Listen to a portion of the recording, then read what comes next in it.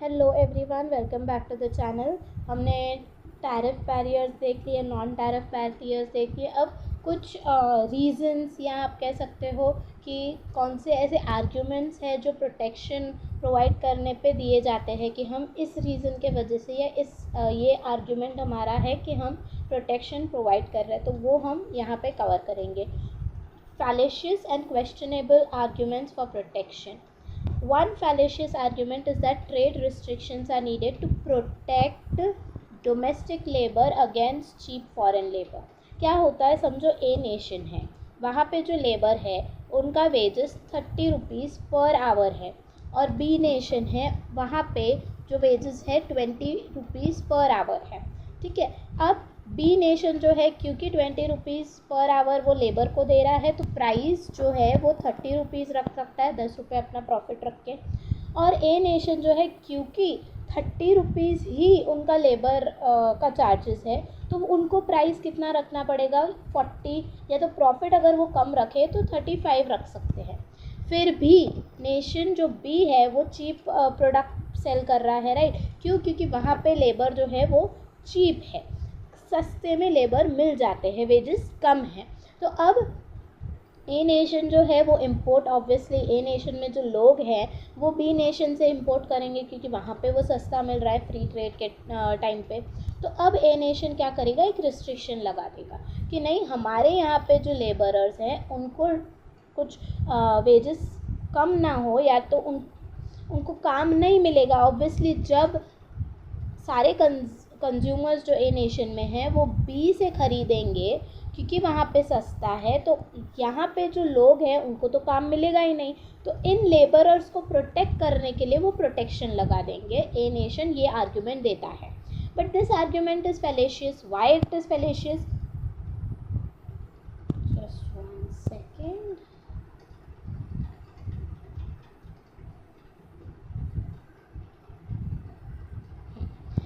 Why it is fallacious? The argument is fallacious because even if domestic wages are higher than the wages abroad, domestic labor costs can still be lower if productivity of labor is sufficiently higher domestically than abroad.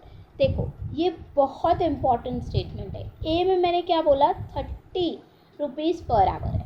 ठीक है, अब समझ लेते हैं, 1 घंटे में वो बंदा, जो भी पर्सन है, वो x commodity productivity a country में ज़्यादा है। समझो 100 यूनिट्स बनाने के लिए, एक्स कमोडिटी के 100 यूनिट्स बनाने के लिए जो लेबर है वो सिर्फ 3 लेबर हायर करने पड़ रहे हैं। बस 3 लेबर जो है 1 घंटे में, 3 labours in 1 hour are able to make 100 units. तो कितने पैसे देने पड़ेंगे, 3 इंटू पर आवर का 30 रुपीज़, तो ये हो गया 90 रुपीज़। ठीक है, 90 रुपीज़ लेबर का कॉस्ट हो गया। अब अगर हम बी नेशन पे आए, बी नेशन जो है वो वही एक्स कमोडिटी, वहाँ पे लेबर की प्रोडक्टिविटी कम है, यानी बी नेशन में भले ही 20 रुपीज़ लेबर का वेजेस है पर आवर का, लेकिन जो 100 यूनिट्स हैं वो बनाने के लिए उनको 5 लेबर की ज़रूरत पड़ती है। 1 घंटे में, 1 आवर में 100 यूनिट्स बनाने के लिए उनको 5 लेबर की ज़रूरत पड़ती है, क्योंकि वो 3 लेबर बना नहीं पाते। 5 लेबर मिलके 100 यूनिट्स बना पा रहे हैं। इंटू 20 करेंगे तो लेबर का कॉस्ट कितना हो गया, 100 रुपीज़ हो गया। अब आप देख सकते हो कि सेम 100 यूनिट्स 90 रुपीज़ के कॉस्ट में ए में पड़ रहे हैं, भले ही वेजेस ज़्यादा है, और सेम 100 यूनिट्स बी में 100 रुपीज़ में बन के मिल रहे हैं। What is the reason? यहाँ पे लोग जो है उनकी प्रोडक्टिविटी कम है, यानी हो सकते हैं लेज़ी पीपल है, थोड़ा धीरे काम करते हैं, अच्छे से काम नहीं करते, वेस्टेज ज़्यादा करते हैं। वेराज ए में जो है उनकी प्रोडक्टिविटी हाई है, वो दिन रात काम करते हैं, बहुत अच्छे से काम करते हैं, जितना भी काम करते हैं वो एकदम 120%, 200% अपना दे के पूरा अच्छे से काम कर रहे हैं। तो उस वजह से बहुत कम लेबर्स जो है वो रिक्वायर्ड होते हैं 100 यूनिट्स बनाने के लिए। यहाँ पे ज़्यादा लेबर्स एम्प्लॉय करने पड़ते हैं सेम 100 यूनिट्स बनाने के लिए, इस वजह से कॉस्ट ज़्यादा है, वेराज यहाँ पे कॉस्ट कम है। तो वही चीज़ यहाँ पे बोली गई है कि भले ही आपके यहाँ पे वेजेस ज़्यादा हो, लेकिन प्रोडक्टिविटी अगर ज़्यादा होगी तो आपका कॉस्ट कम हो जाएगा। Even if this were not the case, अगर ये भी नहीं है, आपके कंट्री में ये भी नहीं हो रहा है, mutually beneficial trade could still be based on comparative advantage with cheap labor nation specializing in production and exporting of labor intensive commodity and the expensive labor nation specializing in production and exporting of capital intensive country। ये हमने पहले ही देखा है comparative advantage, जहाँ पे cheap labour है, सस्ता है, वहाँ पे वो लेबर इंटेंसिव का कमोडिटी बनाए, जहाँ पे एक्सपेंसिव लेबर है वहाँ पे वो कैपिटल इंटेंसिव कमोडिटी बनाए। Another fallacious argument for protection is scientific tariff. So second reason है scientific tariff. Scientific tariff क्या होता है? This is the tariff rate. वो ऐसा tariff rate है that would make the price of imports equal to domestic price. आप tariff इतना लगा रहे हो कि जो प्राइस इंपोर्ट्स का है वो ऑलमोस्ट इक्वल हो जाए डोमेस्टिक प्राइस के। So the argument goes allow domestic producer to meet the foreign competition, ताकि अभी देखो जब प्राइस इक्वल हो जाएगा तो डोमेस्टिक प्रोड्यूसर क्या करेंगे, प्राइस इक्वल है तो एक तरीके से कंपटीशन, जो परफेक्ट कंपटीशन में प्राइस इक्वल हो जाता है तो फॉरेन कंपटीशन से मीट कर सके डोमेस्टिक प्रोड्यूसर, उस तरीके से वो इम्पोर्ट टैरिफ लगा देते हैं कि प्राइसेस सेम हो जाए। However, this would eliminate international price differences and trade in all commodities subject to scientific tariff. अब ऑब्वियस है अगर आप साइंटिफिक टैरिफ लगा रहे हो जो इम्पोर्ट प्राइस को इक्वल कर देगा तो वो एलिमिनेट कर देगा जो भी प्राइस डिफरेंस है। और हमने पहले ही देखा है कि बेनिफिशियल ट्रेड तभी होगा जब प्राइस डिफरेंस हो, तभी वो म्यूचुअली बेनिफिशियल ट्रेड होगा। तो प्राइस डिफरेंस को एलिमिनेट कर देगा, trade in all commodities subject to scientific tariff भी एलिमिनेट कर देगा, क्योंकि अब डोमेस्टिकली भी मुझे वो 5 रुपये में मिल रहा है, इंपोर्ट करके भी 5 रुपये में मिल रहा है, तो डोमेस्टिकली ही खरीदेंगे। तो वो एक तरीके से जो ट्रेड होना चाहिए ट्रेड भी वो कम कर देगा। Two questionable arguments are that protection is needed.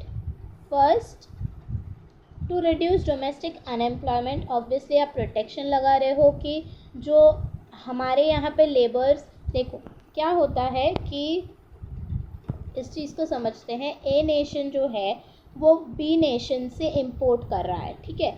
अब जब इंपोर्ट कर रहा है, क्योंकि बी नेशन में हो सकता है प्राइसेस कम हो, कोई टैरिफ कोई कुछ रिस्ट्रिक्शन नहीं है, तो प्राइस कम है तो बी से हम लोग इंपोर्ट कर रहे हैं, तो जो वो एक्स कमोडिटी इंपोर्ट कर रहे हैं तो यहाँ पे जितने भी लेबर्स हैं जो एक्स कमोडिटी बना रहे हैं उनको तो काम नहीं मिलेगा, क्योंकि सारा का सारा इंपोर्ट हो रहा है।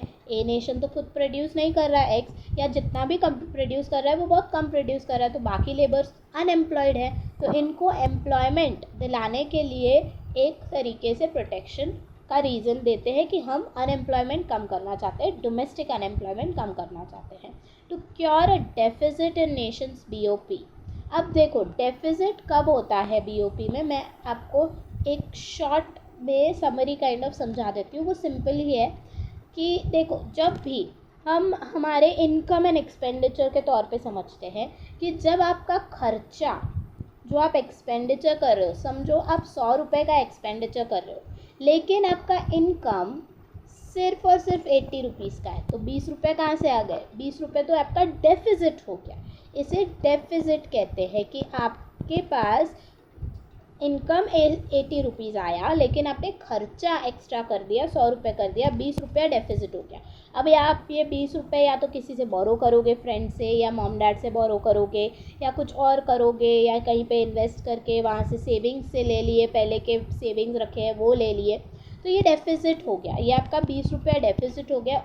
उसको कैसे आप केटर करते हो वो अलग चीज़ है, इसे डेफिसिट कहते हैं। वैसे ही बीओपी में क्या होता है, बीओपी में एक होता है करंट अकाउंट और दूसरा होता है कैपिटल अकाउंट। हमें करंट कैपिटल में अभी नहीं जाना है, हमें सिर्फ इतना समझना है कि डेफिसिट कब होता है, जब आपका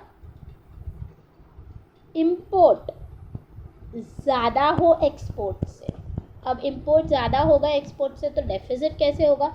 इंपोर्ट यानी क्या? इंपोर्ट हम लोग कुछ चीज़ें बाहर से ख़रीद रहे हैं तो उसके लिए हमें पेमेंट करनी पड़ेगी। पेमेंट करनी पड़ेगी तो मतलब ये हो गया हमारा एक्सपेंडिचर। एक्सपोर्ट मतलब क्या? एक्सपोर्ट यानी मैं कुछ चीज़ें और कंट्रीज़ में बेच रही हूँ तो मुझे वहाँ से इनकम मिलेगा, तो इनकम। तो जब एक्सपेंडिचर इनकम से ज़्यादा है तो इंपोर्ट ज़्यादा होगा एक्सपोर्ट से, यानी डेफिसिट होगा बीओपी के करंट अकाउंट में। करंट अकाउंट में डेफिसिट होगा तो उसे केटर करने के लिए, जैसे आप बोरोइंग करते हो और सेविंग्स यूज़ कर रहे हो, जैसे मैंने पहले बोला, वही कैपिटल अकाउंट आप यूज़ करते हो डेफिसिट केटर करने के लिए।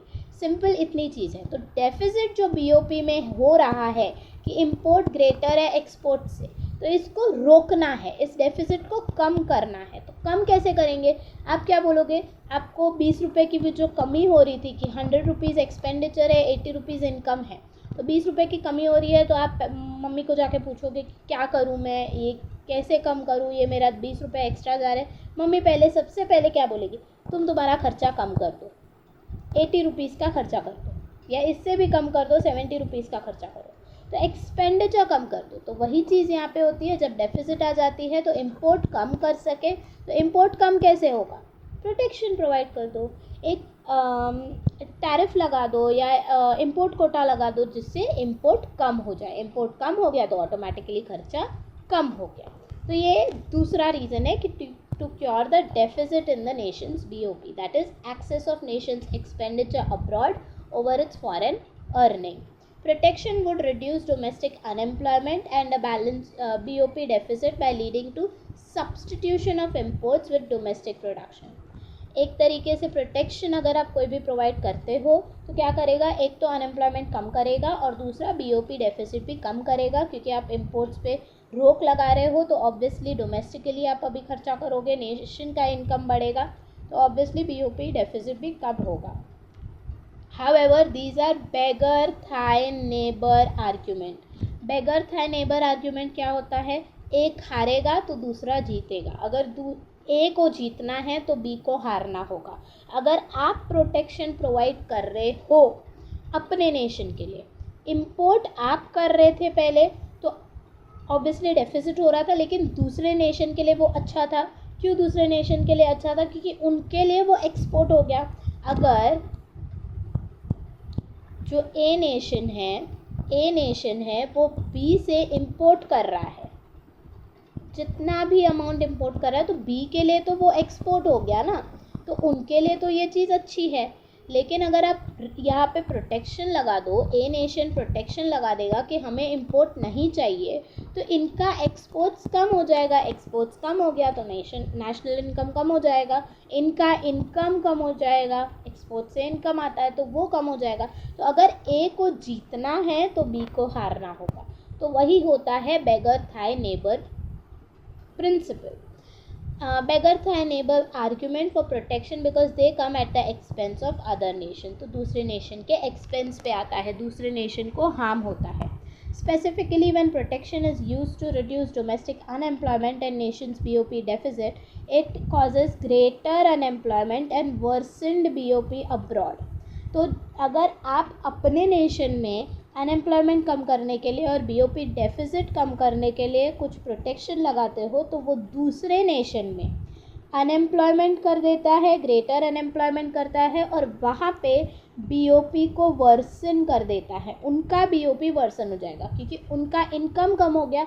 वो तो अपना इंपोर्ट पे कोई रिस्ट्रिक्शन नहीं लगा रहे, तो उनका खर्चा ज़्यादा हो जाएगा, इनकम कम हो गया तो उनका इंपोर्ट ज़्यादा होगा एक्सपोर्ट से, और उनका देन बीओपी डेफिसिट में चला जाएगा। तो ये कुछ प्रोटेक्शन लगाने के वजह से कुछ रिजल्ट्स दिखते हैं।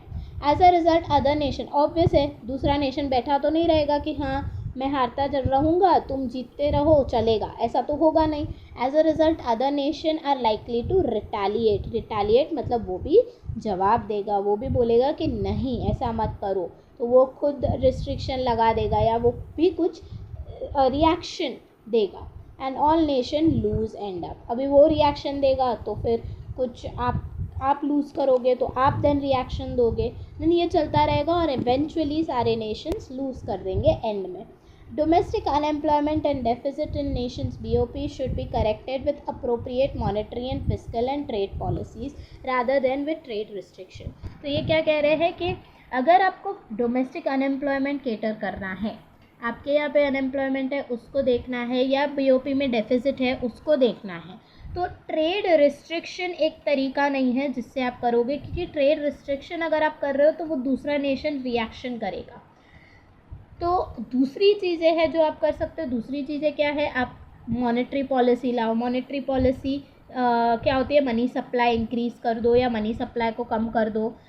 देखो एक चीज़ बहुत इंपॉर्टेंट मैं यहाँ पे सिंपल समझा देती हूँ कि कब होता है इम्पोर्ट्स, हमने क्या बोला, डेफिसिट कब होता है, डेफिसिट तब होता है जब हमारा imports is greater than exports, right. अब इम्पोर्ट बंदा कब करेगा, जब उनका इनकम हाई है, मेरे पास ज़्यादा पैसे हैं, तभी जाके मैं बाहर से कंट्री से डिमांड करूँगी, इनकम बाहर इम्पोर्ट करूँगी वो कमोडिटी।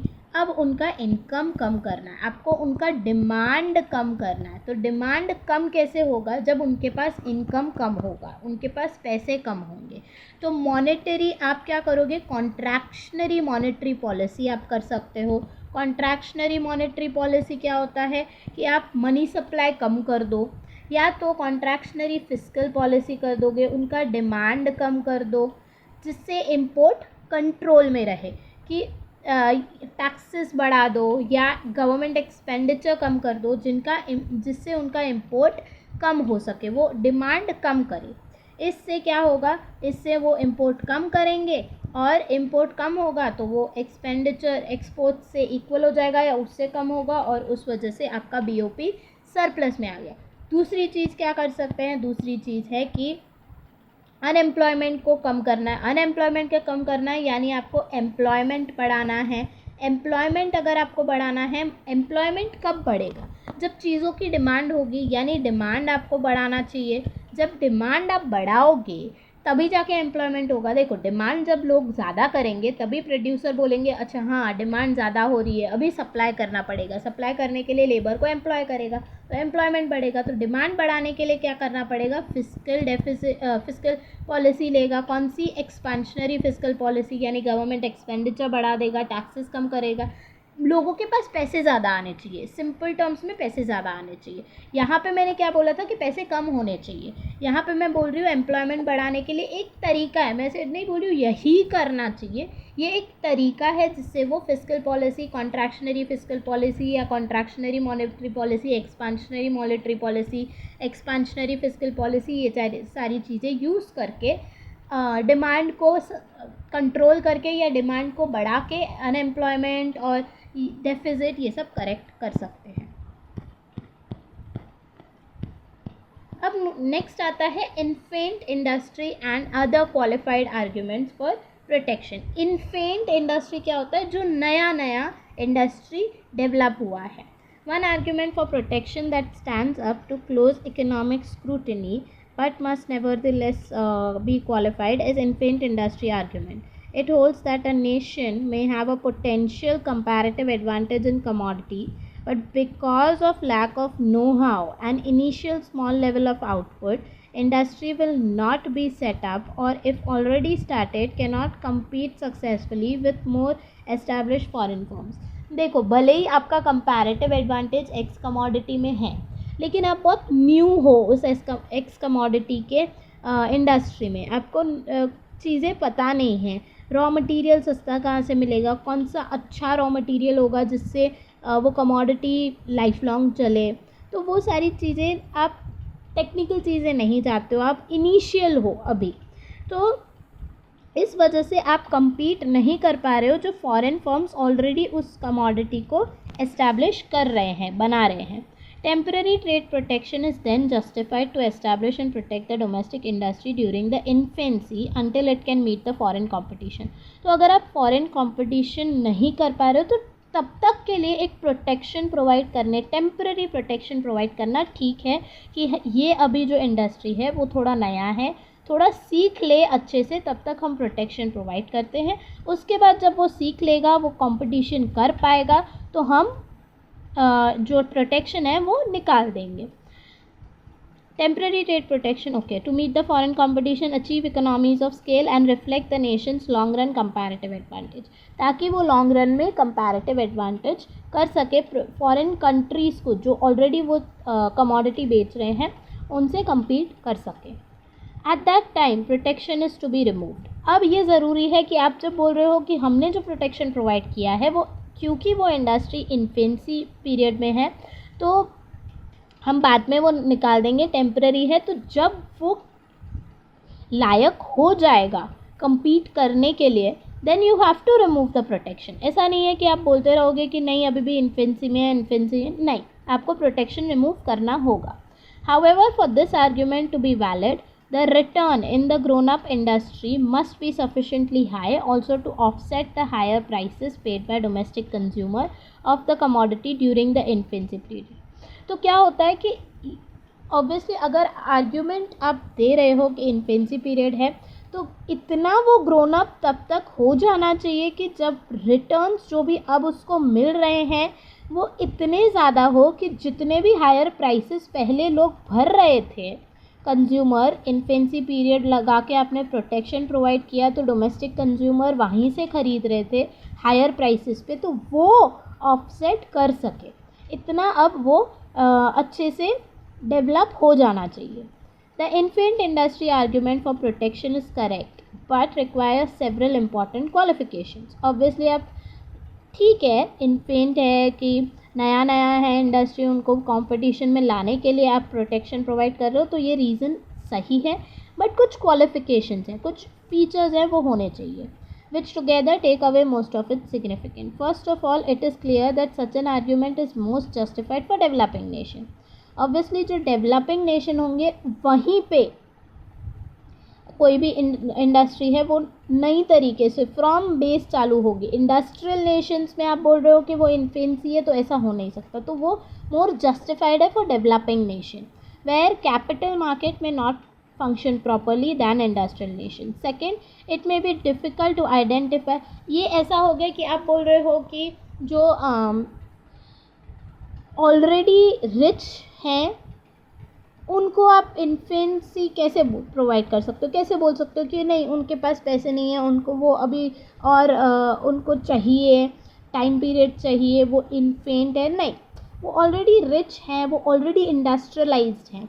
जो डेवलपिंग नेशन है उनके पास ना ही कैपिटल है ना ही मशीन्स है, तो वो इन्फेंसी पीरियड में है उनकी जो भी इंडस्ट्री है, तो उनके लिए प्रोटेक्शन प्रोवाइड करें तो ठीक है.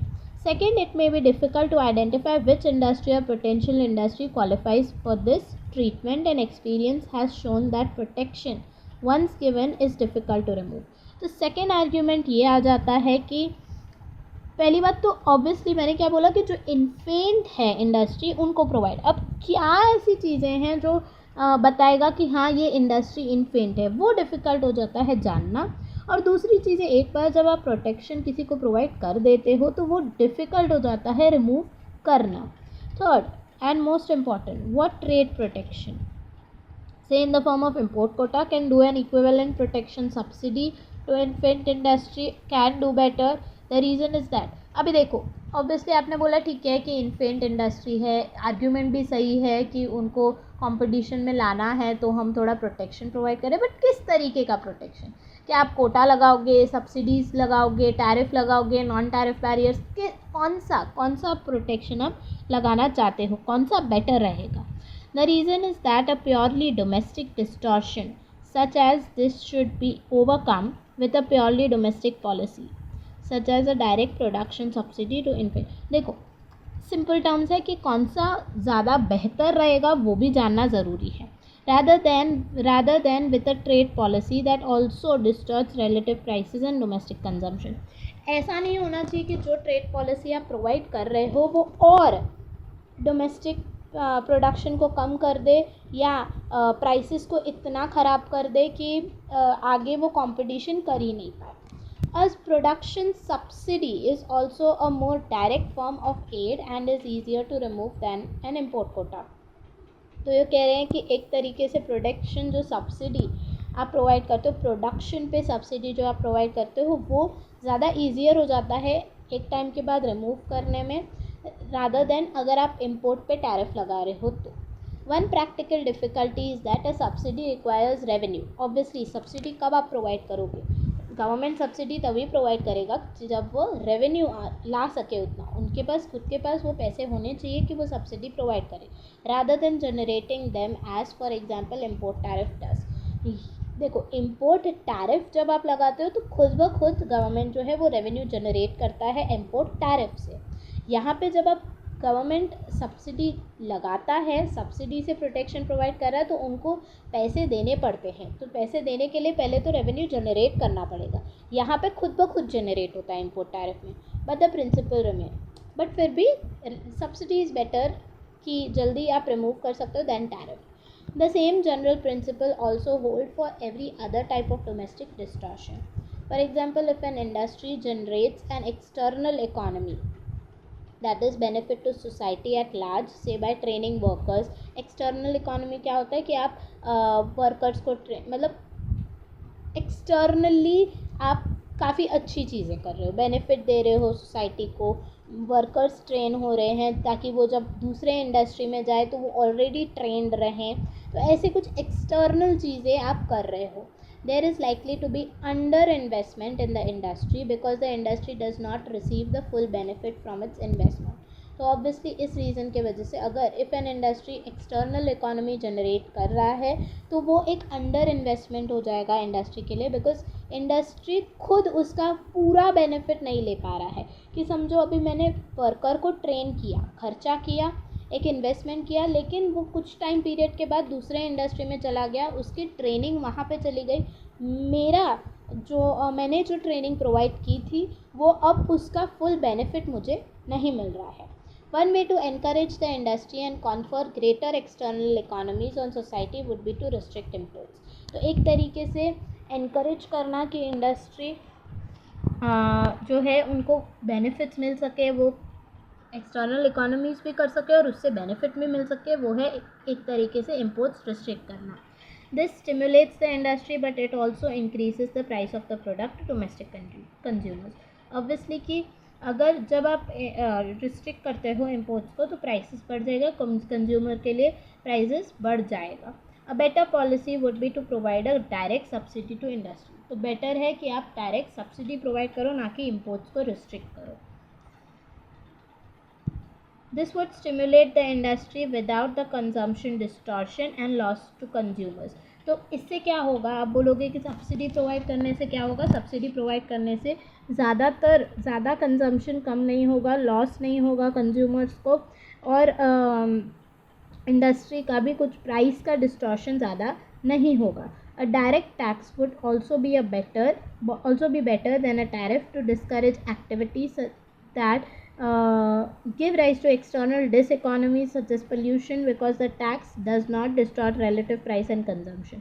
तो वो कह रहे हैं एक तरीके से डायरेक्ट टैक्स अगर आप लगा देते हो तो वो भी बेटर ऑप्शन रहेगा देन टैरिफ, कि उससे एक्सटर्नल डिसइकोनॉमीज़ जो हो रही है. डिसइकोनॉमीज़ क्या होती है? एक्सटर्नल डिसइकोनॉमीज़ कि समझो ए फर्म है, वो प्रोडक्शन कर रहा है, तो प्रोडक्शन के वजह से जो केमिकल्स और ये सब जो छोड़ रहा है वाटर में, उससे पोल्यूशन क्रिएट होता है. उससे जो वो पानी नीचे जाता है विलेजेस में, तो वो विलेजेस में लोग वो पानी यूज़ कर रहे हैं, तो उससे उनको उनकी तबीयत ठीक नहीं हो रही, तो वो पोल्यूशन क्रिएट कर रहा है. या एयर में कोई केमिकल छोड़ रहा है तो एयर पोल्यूशन हो रहा है. तो वो एक्सटर्नल डिसइकोनॉमीज़ जो है वो सारे डिस्करेज हो जाएंगे, because the tax does not distort relative prices and consumption. क्योंकि टैक्स, डायरेक्ट टैक्स जो है वो एक तरीके से रिलेटिव प्राइसेस को कुछ चेंज नहीं करता, ना ही कंजम्पशन को चेंज करता है. The general principle that the best way to correct a domestic distortion is with domestic policy rather than with trade policy is shown graphically in section appendix में. आपको दिखाया गया है कि अगर आपको डोमेस्टिक डिस्टॉर्शन हो रहा है तो उसको डोमेस्टिकली ही कुछ पॉलिसीज़ लगा के आप उसको क्लियर कर सकते हो, ना कि कोई ट्रेड पॉलिसी, ट्रेड रिस्ट्रिक्शंस लगा के.